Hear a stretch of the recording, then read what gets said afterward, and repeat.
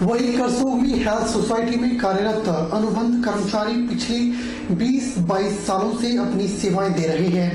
इन कर्मचारियों का कहना है कि इनकी कोई सुनवाई नहीं हो रही है। पूर्व सरकार के द्वारा 2016 में नोटिफिकेशन जारी की गई थी कि इन कर्मियों को स्थायी नीति में लाया जाए। इसके उपरांत भी इसके ऊपर कोई कार्यवाही अमल में नहीं लाई गई।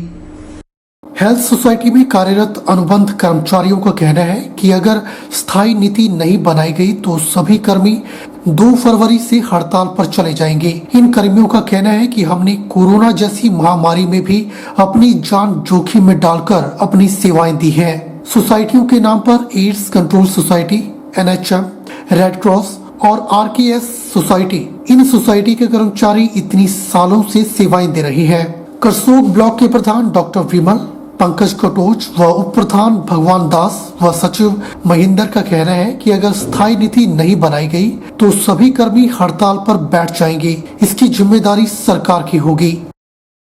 जैसा कि आपको विदित है कि ऑल हेल्थ सोसाइटी अनुबंध कर्मचारी पिछले विभाग में 23 सालों से अपनी सेवाएं दिन रात दे रहे हैं, लेकिन आज तक सरकार ने न ही कोई स्थायी नीति हम कर्मचारियों के लिए बनाई है, न ही कोई HR पॉलिसी। अतः इस कारण हमारी जो स्टेट कार्यकारिणी है उन्होंने फैसला लिया है कि 27 तारीख से हम सरकार के विरुद्ध रोष प्रदर्शन, काले बिल्ले लगाकर अपना कार्य सुचारू रूप से करते रहेंगे, जिसके लिए हमारे ब्लॉक में जितने भी कर्मचारी है हम काले बिल्ले लगाकर अपना कार्य मेहनत से कर रहे हैं। इसके बावजूद भी अगर सरकार ने हमारे लिए कोई नीति नहीं बनाई तो हम हमारी स्टेट कार्यकारिणी ने एक डिसीजन लिया है कि हम 2 तारीख को सांकेतिक हड़ताल करेंगे, जिसके लिए भी हमारे कर्मचारी, पूरे स्टेट के कर्मचारी बिल्कुल तैयार हैं। इसके बावजूद हम सरकार को यह भी चेताना चाहते हैं कि अगर उसके बावजूद भी सरकार ने अगर आंखें नहीं खोली तो हम इस स्ट्राइक को कंटिन्यू जारी रखेंगे। बिलासपुर में झंडुता विधायक JR कटवाल के द्वारा प्रेस वार्ता का आयोजन किया गया। प्रेस वार्ता में उन्होंने प्रदेश सरकार की उपलब्धियों को गिनवाते हुए कहा कि बिलासपुर भानुपल्ली रेलवे लाइन उनके विधानसभा क्षेत्र के साथ होकर निकल रही है। यह महत्वपूर्ण रेलवे प्रोजेक्ट वागसा पुल के नजदीक होकर गुजरेगा, जिसमें कोटधार क्षेत्र का मरोतन मात्र 3 किलोमीटर दूरी पर रह जाएगा। उन्होंने कहा कि जहां से रेलवे लाइन होकर गुजरती है उस क्षेत्र में औद्योगिक क्षेत्र की अपार संभावनाएं पैदा होती हैं। तो हिमाचल सरकार ने बरसंड के लिए इंडस्ट्रियल एरिया स्वीकृत किया था, उसकी फॉरेस्ट क्लियरेंस हो गई है, पैसे जमा किए जा रहे हैं। कुछ ही दिनों में उसका शिलान्यास भी माननीय मुख्यमंत्री महोदय करेंगे। इसके साथ ही मैं आपको अवगत करवाना चाहूंगा कि भानुपल्ली बिलासपुर रेल लाइन जो है वो बागछाल पुल के पास से गुजर रही है और उसके वहां से जाने से जो कोटधार क्षेत्र का मरोतन एरिया है वो मात्र 3 किलोमीटर की दूरी पर स्थित है। तो मैं आज ये संभावना जो है अपने को समझता हूं कि वहां मरोतन में भी कोटधार क्षेत्र का एक इंडस्ट्रियल एरिया विकसित करने के लिए हमें बहुत बड़ी सुविधा मिलने वाली है। और ये रेलवे नेटवर्क का किसी क्षेत्र के पास होना इंडस्ट्रियल एक्टिविटी के लिए हमेशा से ही बहुत सुगम और सुखद भविष्य की ओर इंगित करता है। औद्योगिक क्षेत्र बद्दी में कॉर्बेट कॉइन के नाम पर हजारों लोगों से ठगी करने के मामले में एक के बाद एक नए नाम सामने आ रहे हैं। बद्दी के वार्ड नंबर 9 में रहने वाले रमेश डोगरा और उनका बेटा मार्शल आर्यन, जिन पर आरोप है कि वे लोग करीब 16 करोड़ रुपए की ठगी कर फरार हो गए थे। उनके फरार होने के बाद अब लोगों ने अनुपम अग्रवाल के खिलाफ एक शिकायत पत्र DSP बद्दी को सौंपा है।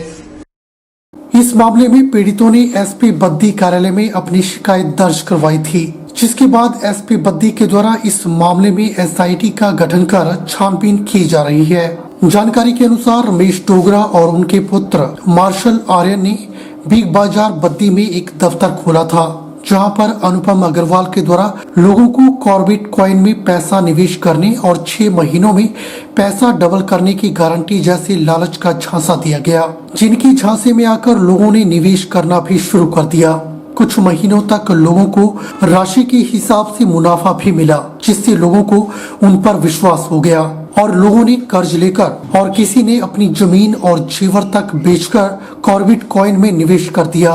पर कुछ महीनों के बाद रमेश और मार्शल ने लोगों को राशि देने में आनाकानी की। कुछ दिनों के बाद लोगों को पता चला कि रमेश और उसका पुत्र मार्शल उनके पैसे लेकर रफू चक्कर हो गए हैं। इसके बाद स्थानीय लोगों ने अब अनुपम अग्रवाल के खिलाफ एक शिकायत एसपी बद्दी कार्यालय में दर्ज की है। इस संबंध में डीएसपी बद्दी नवदीप सिंह ने बताया कि एसपी बद्दी के निर्देश पर एसआईटी का गठन किया गया है, जिसकी पुलिस जांच कर कार्रवाई में जुटी हुई है।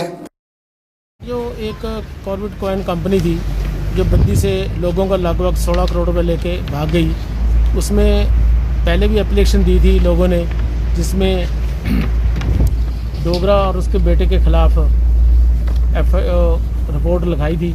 उसमें आज जो लोग थे इन्होंने साइन करके ये दिया डीएसपी साहब को मिले कि जो बद्दी में हैं वो उनके कहने से हमने रिपोर्ट लगाई थी। जो पैसे लगाए थे वो अनुपम अग्रवाल करके कोई व्यक्ति है, उनके कहने से लगाए थे, तो इसलिए उनका भी ये एप्लीकेशन देना थे कि उनको डोगरा से मिले हुए थे। वो मैंने अनुपम अग्रवाल के कहने पे इन्होंने हमारे को मोटिवेशन किया, टिप्स दी भी ऐसे ऐसे पैसे लगाओ, ऐसे 6 महीने में डबल हो जाएंगे पैसे, 1-2 महीना हमारे चक्कर काटते रहिए।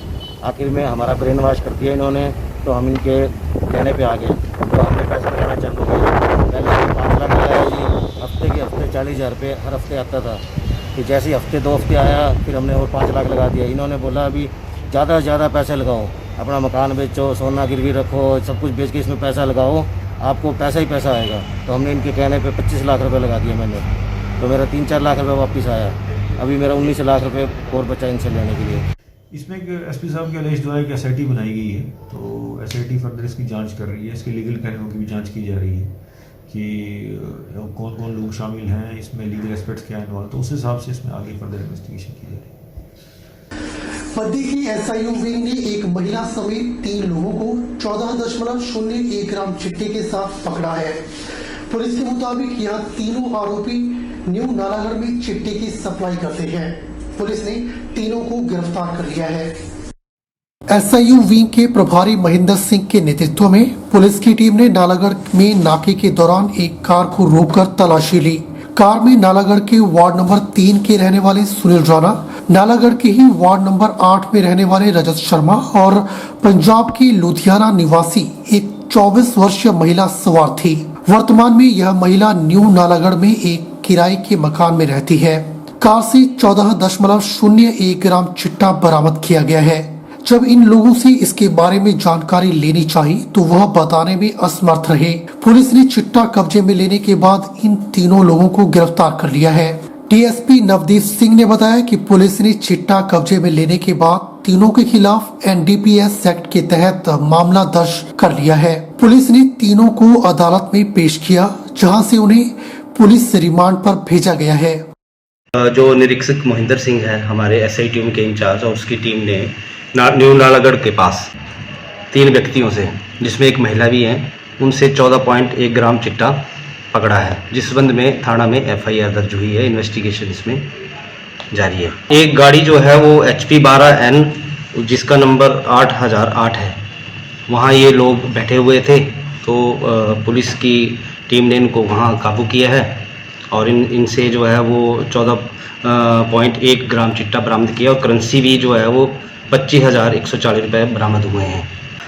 2 आरोपी तो लोकल हैं, जिनमें से एक सन्नी राणा है, सन ऑफ दिलबाग राणा, वो नालागढ़ के हैं, और उसका जो साथी है रजत, वो भी नालागढ़ के हैं, और इनके साथ एक लड़की है जिसका नाम मुस्कान है, वो हरियाणा पंजाब से है। और सन्नी राणा के खिलाफ जो है वो पहले भी इसी संदर्भ में मुकदमा हुए हैं। तो आम आदमी पार्टी ने वर्ष 2022 के विधानसभा चुनाव के लिए अपनी कमर कसनी शुरू कर दी है और जगह जगह पार्टी के कार्यकर्ताओं के द्वारा सदस्यता अभियान शुरू किया गया है। इसी कड़ी में अर्की उपमंडल मुख्यालय में भी आम आदमी पार्टी के द्वारा सदस्यता अभियान की शुरुआत की गई।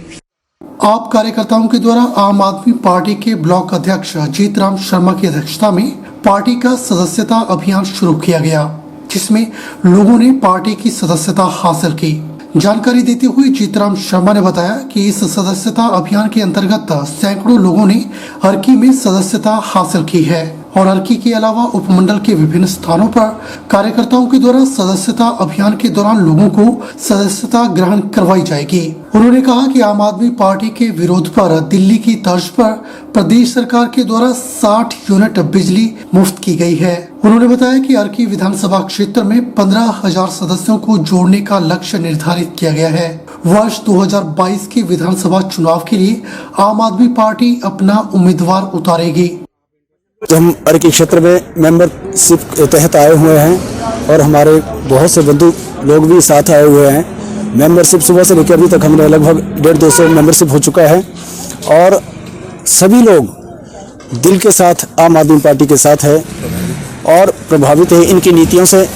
इनकी नीतियों को आपने देखा, हिमाचल प्रदेश में आज वर्तमान सरकार ने भी दिल्ली के तहत जिस प्रकार दिल्ली में 200 यूनिट बिजली फ्री है, लोगों की सेवाएं दे रहे हैं, उसी प्रकार आज हिमाचल प्रदेश की सरकार ने भी ना चाहते हुए भी 60 यूनिट बिजली हिमाचल प्रदेश की जनता को एक राहत दी है। आज की इस अंक में फिलहाल इतना ही। अब मुझे दीजिए इजाजत और आप बने HP 24/7 के साथ। नमस्कार।